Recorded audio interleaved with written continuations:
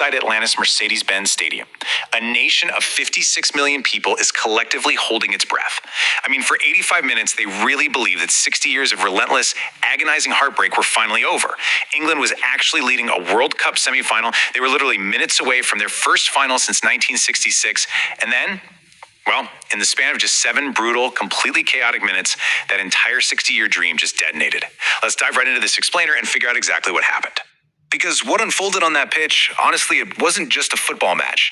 It felt a lot more like a street brawl that just happened to have a scoreboard attached to it.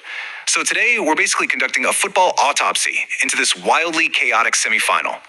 As the smoke clears, the whole sporting world is fiercely debating one central question. Did external forces and terrible refereeing steal this victory away, or did England just fundamentally dismantle their own success? Chapter 1, A Bloodline of Rivalry.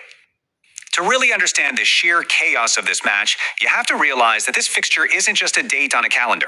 It is a massive collision of history, political echoes, and just pure, unadulterated sporting animosity. This feud wasn't born yesterday, right? It was forged in the geopolitical conflict of the Falklands back in 1982. It was immortalized and infuriated by Diego Maradona's infamous Hand of God in 1986. And of course, it was deeply scarred by David Beckham's red card in 1998. The crucial context here is that these two nations don't just compete. When they step on a football pitch, they despise each other. This combustible history is exactly why, from the very first whistle, the atmosphere in Atlanta was an absolute powder keg. Chapter 2, The Refereeing Controversy. Let's talk about the officiating in the first 45 minutes because it set a dangerous tone for literally everything that followed. The first half was absolute carnage. Just think about this, 19 total fouls in 45 minutes. Argentina walked out there with their teeth bared, clearly executing the dark arts of provocation. In just the third minute, Argentina's Enzo Fernandez drove a brutal elbow into the back of Elliot Anderson's head. And nothing. No card was given. Yet in a twist that left millions absolutely screaming at their TVs, the very first yellow card of the match went to England's Anderson for a challenge on Lionel Messi. The stark contrast between Argentina's unpunished aggression and England getting the first booking? Yeah, that immediately sparked fury. Instantly, social media was crying conspiracy. But if we look at the source material objectively, the alarm bells were ringing way before kickoff. The appointment of American referee Ismail Elfath was already a massive global controversy. Why? Because under his whistle, Lionel Messi had never lost a single match. Former head of English referees, Keith Hackett, pointedly criticized Elfath for completely failing to stamp his authority on the game, specifically pointing to that unpunished early elbow. But, was it actually rigged? The analysis suggests the reality is just far more frustrating. You had a lenient referee who was simply swallowed alive by a hostile, high-stakes environment.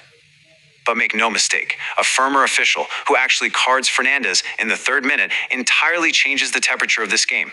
Right in the middle of this physical assault, we got a generation-defining image. Lionel Messi and Jude Bellingham standing nose to nose in this incredibly intense confrontation, which ended with Messi just giving this cold, dismissive nod. Bellingham later revealed he told the veteran legend, "You're strong enough to take it," right after a foul.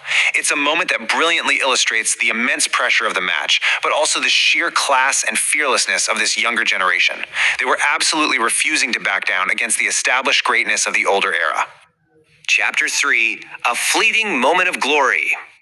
Despite all that relentless provocation, England actually didn't lose their heads. They held their nerve, absorbed the physical blows, and smartly targeted Argentina's shaky, error-prone defense. Using blistering pace, they started slicing right through them. And then, boom. 55th minute, the breakthrough. Morgan Rogers whips in this magnificent pinpoint cross from the right wing. Anthony Gordon storms the far post, meets the ball with total conviction, and just rattles the back of the net. 1-0 to England. For 30 glorious minutes after that strike, the World Cup final wasn't just a dream anymore, it was a tangible reality. Chapter 4, Tactical Suicide. But then, the narrative violently shifts. We arrive at our second major suspect. Facing a rattled, desperate Argentinian side, Thomas Tuchel chose fear over ambition. It's a complete sequential dismantling of his own offense. Step 1, he pulls off his most dangerous attacker, goal scorer Anthony Gordon, and brings on center back Ezri Konsa. Step 2, on come Dan Burn and Nico O'Reilly. Step 3, he forcibly shifts the team into this incredibly rigid back five, basically commanding them to just sit deep in their own penalty box. Step 4. This leaves Captain Harry Kane entirely, hopelessly isolated up front. Up until this very moment, Tuchel had been an elite strategist.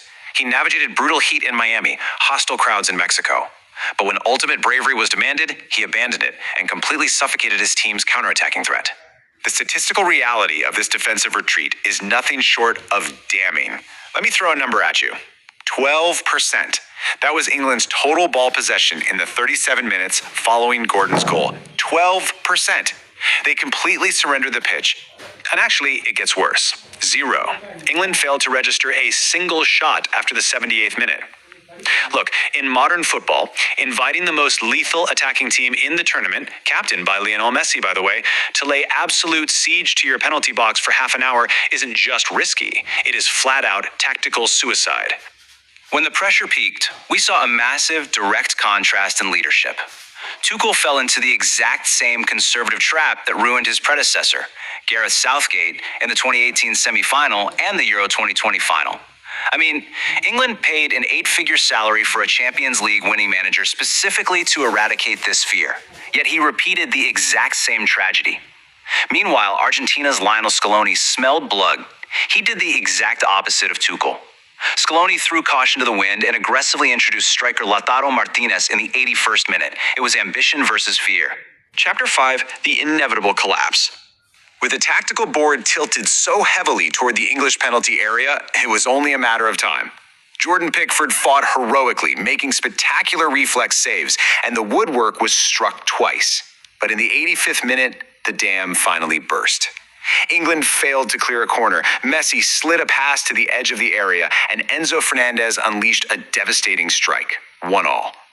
And the cruelest irony of all, Fernandez, the guy who arguably shouldn't have even been on the pitch after the 3rd minute, is the one who scores the equalizer. Then, with England mentally and physically shattered, the fatal blow landed in the 92nd minute. A moment of pure, unadulterated genius from Messi, floating across with the outside of his boot, and Lautaro Martinez powered the header home. In 7 minutes, a 1-0 lead turned into a 2-1 defeat. You know, the terrifying truth about this Argentina squad is that they simply refuse to believe they are beaten. Just look at this knockout run. They conceded the opening goal against Cape Verde, and won. Conceded first against Egypt, and won. Conceded first to England, and won. While the lenient officiating definitely set the stage, these comebacks are forged in a level of composure and undeniable quality that no referee can script. For England, this isn't just a tough loss. It's a deeply systemic failure. Get this. They're the only team in the entire 21st century to lead a World Cup semifinal and go on to lose. And they've done it twice now. First against Croatia in 2018, and now this.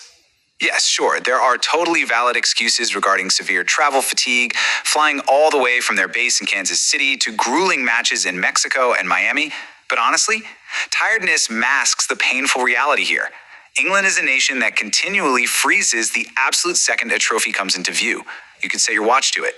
Different names, same heartbreaking script. So, what's the aftermath of all this? The highly questionable officiating appointment absolutely deserves scrutiny for sure. But the honest truth we get from analyzing the match is that Tuchel's fear handed the momentum away, and Argentina had the ice-cold nerve to punish it. Now, Lionel Messi stands just one game away from ultimate footballing immortality against a magnificent unbeaten Spain side at MetLife Stadium.